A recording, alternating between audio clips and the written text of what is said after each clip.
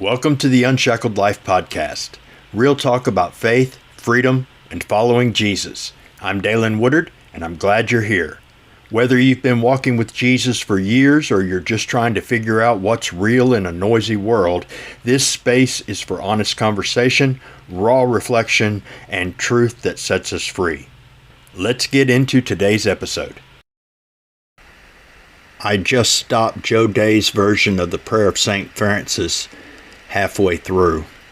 I use music in my prayer and devotional time, and there's a playlist I cycle through each morning. It changes depending on what I'm going through, what God is doing in my heart and in my life. But two songs from Joe Day Music Channel have been a constant on that list since I began it: Surrender and the Prayer of St. Francis. I consider both beautiful and amazing recovery songs, but they're more than that. They're songs for anyone walking with Jesus. This morning I started the Prayer of St. Francis and found myself pulled into a train of thought before the song finished, and I'll go back and pray it all the way through after this, but I needed to chase it down first. The prayer begins, "Lord, make me a channel of your peace," or "make me an instrument of your peace," depending on your translation. In the song I listen to, it's channel. And that line always grabs me because God's peace, real peace, isn't just about serenity or calm. It's not about vibes. It's not even the situation and circumstance being good. It's the end of conflict between me and my Creator, between you and your Creator. It's reconciliation. And to ask God to make me an instrument of His peace, of Him reconciling with others, well, that's a beautiful request. But this morning I realized how differently I pray these kinds of prayers now compared to how I used to. See, I used to ask God to make me serve Him, not in a enable me by grace and sanctify me to make me an instrument sense, but in a desperate override my will kind of way. God, just change me, force me, take over. I don't want what I want anymore, so just flip the switch. Make me clean, make me obedient, make me new.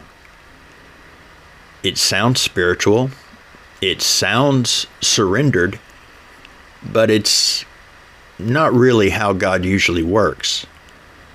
God is the potter and I am the clay, yes, but He doesn't tend to override our will like we're robots. His transforming work in us happens with our participation, not in spite of it. Of course, I've known people who were instantly delivered, set free from a craving or a destructive habit in a moment. That happens. God absolutely can do that. But even in those moments of power, He doesn't make us obey Him going forward. He expects us to draw near, to humble ourselves, to walk in what He's done. For me, I've seen a different pattern. God brings moments of relief, moments of clarity, but He also calls me to do the work that He enables me to do. I'm not talking about works-based righteousness, but the work of relationship, the daily dying to self, the choosing to draw near, the letting Him search my heart and deal with what's still broken inside. And here's the danger I've fallen into far too many times. When I get just a little relief, when the pressure's off, the pain isn't as sharp, I slow down. I stop pressing in. I settle, get comfortable. And when that happens, freedom stalls, growth stalls. Sometimes I even start sliding back into the very things I was asking God to deliver me from. It's like you're on a raft in the middle of the ocean and a storm capsizes the raft or tears it apart, and you're in the middle of the ocean and you're about to drown, but then you realize that you can float on your back. Well, now you're floating in the middle of the sea. You're still lost. You're still in danger, but you're not in immediate danger of drowning, so the panic is gone. You decide you're good enough for now?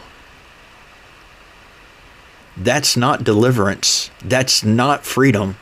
That's just less pain. It reminds me of the Israelites right after they were released from slavery in Egypt. They'd been set free. Pharaoh let them go. They plundered Egypt on the way out. Huge victory. But then they hit the Red Sea and stopped. And Pharaoh changed his mind. His army came barreling after them, and suddenly they realized they weren't so free after all. They weren't free yet. They were stuck between drowning and destruction. It was only after they cried out to God that he parted the sea and led them through.